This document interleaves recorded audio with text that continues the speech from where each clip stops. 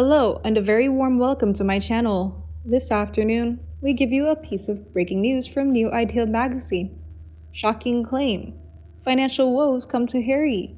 He is unable to find work. Rumors about Prince Harry's struggles in La La Land have been rife ever since he and Meghan Markle made their dramatic exit from the royal fold at the end of March.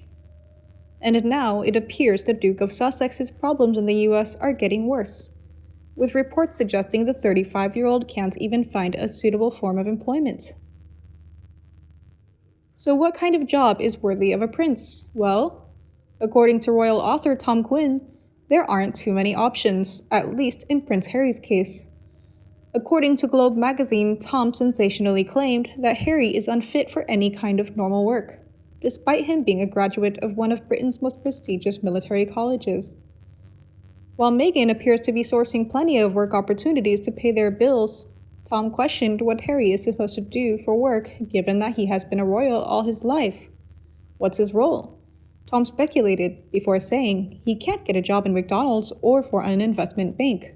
What's he going to do? What's more, with Harry and Meghan's bills most likely mounting, it's easy to understand why the Duke was reportedly forced to sell a few of his personal possessions to make ends meet. As Globe previously reported, Harry allegedly sold off his hunting rifles, which were estimated to be worth close to $100,000. Harry and Meghan are feeling a financial pinch after moving to California, the source claimed to the American publication at the time. The insider went on to allege that having to finance their own security and pay rent on their former home, Frogmore Cottage, has only added to Harry and Meghan's financial woes. Indeed, according to Daily Express, Meghan Markle's nightmare as Duchess facing a crisis in Los Angeles with her privacy at risk. They are facing challenges as they attempt to keep a low profile in their new home.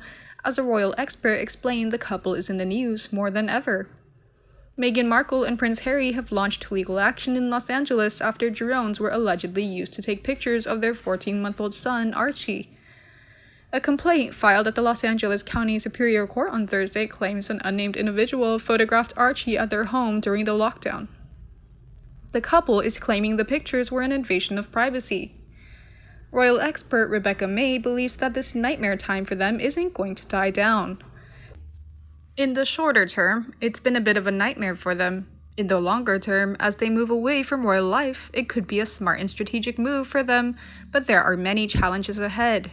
They're trying to navigate this new world, which is, as we've seen, very tricky. The lawsuit alleges the couple has been hounded across North America by paparazzi and targeted with incessant intrusions into their private life.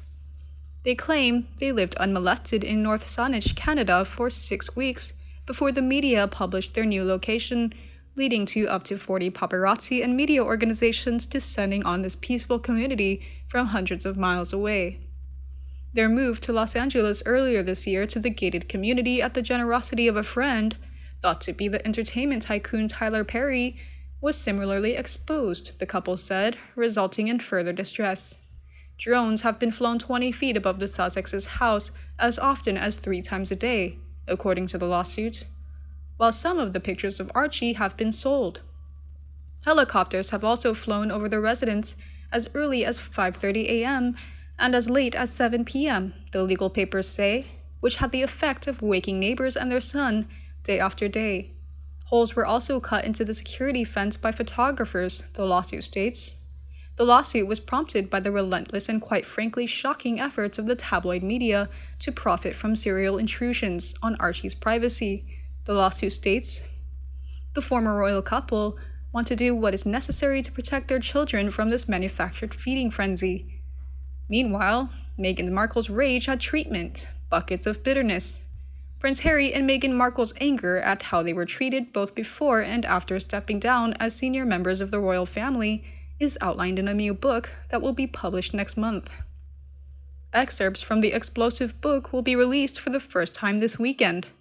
A royal insider speaking to The Sun about the book said, "There are buckets of bitterness and resentment on the part of Meghan and Harry, dating from before and after the Megxit saga.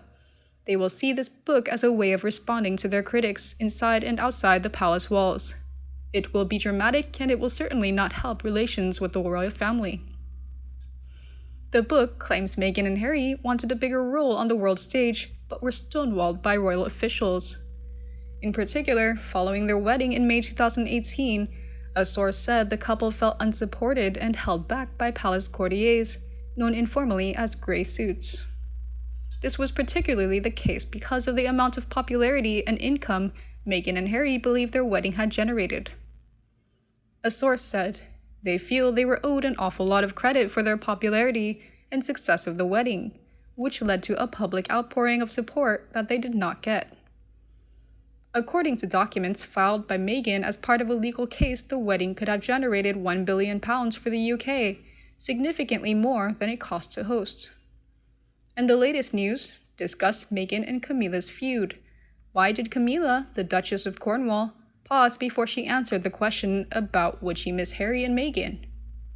Do you think she misses their almost daily whining, the breach of etiquette and royal protocol? A royal fan said. I'm shocked Meghan knew which fork to use, and when it comes to spoons, well, she probably knew much more about those. But not when it came to touching her man incessantly. That's so fake. I get couples who do hold hands and it's sweet, but to prevent your husband from walking away from you to go greet someone at an event in his honor is beyond classless and tacky. Meghan was rude. She continues to be rude. So there's that aspect of her life. Would Camilla and the other royals miss that? What about Meghan running around with a diary and writing down people's comments? My in-laws would just love me if I did that. Would yours?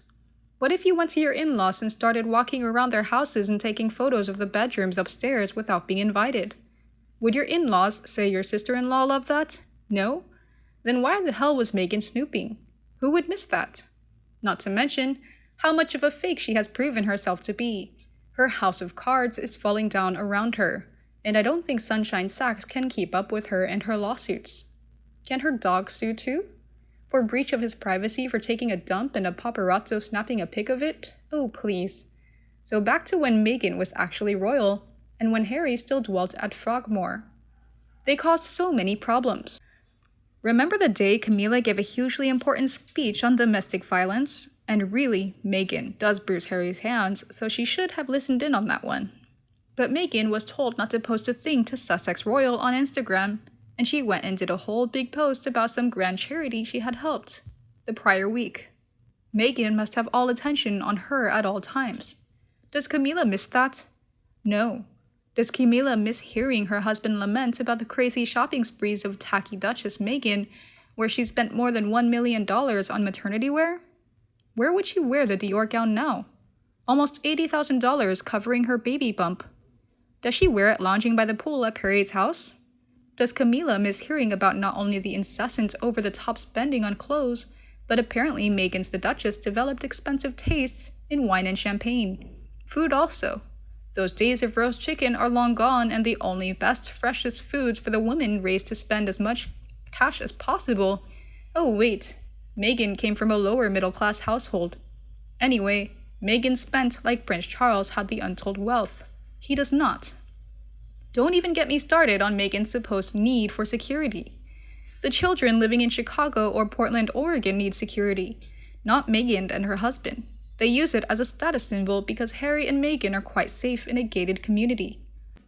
Charles is paying for most of the security because the people of the UK should rightly oppose ex-royals living in Hollywood by choice to be provided security. Does Camilla enjoy listening and watching the couple spend needlessly on security? No. So Camilla paused for effect, as in, absolutely not, I'm glad they are gone, and followed by what she actually did say, which was said with a knowing smile. Of course. Amazing what can be said, while still making people know the opposite is quite true. Camilla had the best answer I've seen, and I admire her wit. Of course, she doesn't miss them. Who would? My news today is ended. How do you feel about it? Please let me know in the comment section below, and we can discuss them together. If you feel preferred with my video, remember to like and share it for anyone you think might also be interested. And don't forget to subscribe to the channel, Sussex Daily News version 2, to get more news from the royal family. Now thanks for watching, goodbye, and see you in the next videos. Every person's future is based on the work that he or she undertakes. Harry is unemployed and disoriented. When going through long unemployment in his life, Harry is helpless with what is happening now. Wants to have a good job, but he is afraid to study and ask others. Archie will grow up and will be very disappointed about Harry. The story draws lessons for us that constantly try to have a bright future, to be good for you as well as your loved ones.